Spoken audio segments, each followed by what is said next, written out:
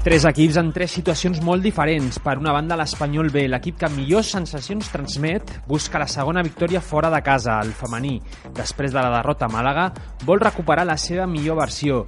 I per acabar, el juvenil A, el més irregular, vol donar amb la tecla per trobar la bona dinàmica.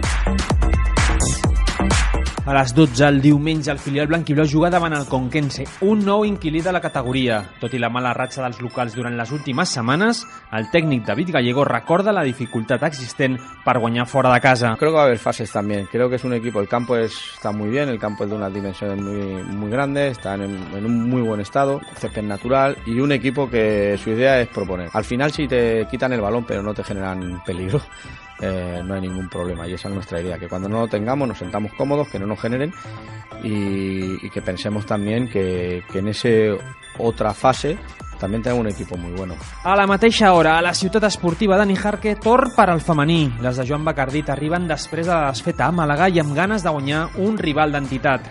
Bacardit té molt clar que l'equip ha de ser valent. Hem de ser valentes, creure en el que estem fent bé les coses i que tenim potencial i s'ha de demostrar. Passa que, crec que aquesta setmana ens ve un partit d'un rival dur i, ostres, si som capaços de fer el nostre futbol i guanyar, crec que això ens donarà molta moral, però no serà gens fàcil. Tancarà la jornada el juvenil A, que afronta una visita molt complicada al camp del Gimnàstic de Manresa.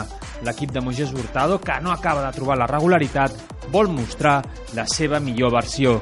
Con 17 años todos cometemos errores y el jugador que más madure en estas situaciones de frustración y de agobio es el que llegará. La verdad es que no suena como excusa, pero es que si te llegan 3 veces y te meten los 3 goles, ¿no? Hay que intentar que no pase esa situación y esperamos que la reacción que tuvimos en la segunda parte sea un poco la dinàmica a seguir.